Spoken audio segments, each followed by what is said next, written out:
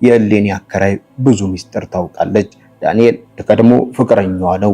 የ33 ዓመት ግለሰብ እሌኒን የሚያውቃት ገና በ19 ዓመቷ ነበር። ያኔ እሱ 30 ዓመቱ ነበር።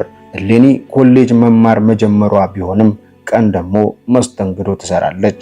መስተንግዶ ከምትሰራበት ቤት ባለቤት ጋር ጓደኛ የሆነው ዳንኤል ስራ ቦታ ከተዋወቃት በኋላ ጠንካራ ፍቅር ውስጥ ገብተው ከ2 ዓመት በላይ አብረው ቆይተዋል።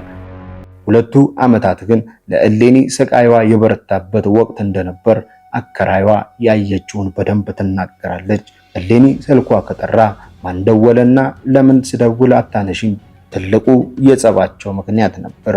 ታዲያ እሌኒ በትዕግስት በፍቅር ተሸንፋ ከ2 ዓመት በላይ ከዳንኤል ጋር ብትቆይም ለሷ ግን ትልቁ ፈተና ግንኙነትን ለማቆም የወሰነች ጊዜ ነበር። ከሱ መለየት እንደማትችል ነገር ግን ከተለያዩ ከሌላ ወንድ ጋር ሊያያት እንደማይፈልግ ነግሯት ሄደ።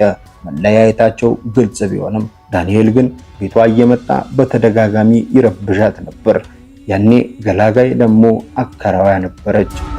አከራይዋ ሲሰለቻት ደግሞ አጠገባቸው እንዳይደርስ አሳውቀው ቢርቅም በስልክ ግን መጎትጎቱን አላቆመም። እሌኒ ስልክ ስትቀይር እፎይታን አገኘች። ከወራት በኋላ ግን እሌኒ ከዚህ ሚኪያስ ከሚባል ወጣት ጋር ፍቅር ስትጀምር ሕይወቷ እንደ አዲስ በደስታ ተሞላ።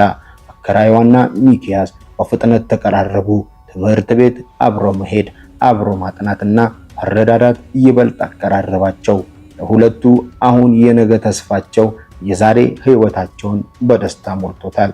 እሌኒ ስራ ቦታ ትደክማለች። ርቀው አነስ ባለች ከተማ የሚኖሩ ቤተሰቦቿን ትረዳለች። ከጎኗ ግን ዛሬ ሚኪያስ ብርታት ሆኗታል። እንደ እሌኒ ሁሉ ስራ ይሰራል። ቀለም በየሰው ቤቱ እየዞረ ይቀባል። የቀለም ባለሙያ የሆነው ወጣት አቅሙ በቻለ ሁሉ ከጎኗ ሆኖ መርዳት ጀመረ። ሁኔታው ግን ለሁለቱ ተመቻቸላቸው። የቀድሞ ፍቅረኛዋን ዳንኤል ግን ሰላም ነሳው። የሱ ካልሆነች የሌላ ሆና ማየት የማይችለው ዳንኤል ሲገቡና ሲወጡ ተደብቆ መከታተል ጀመረ።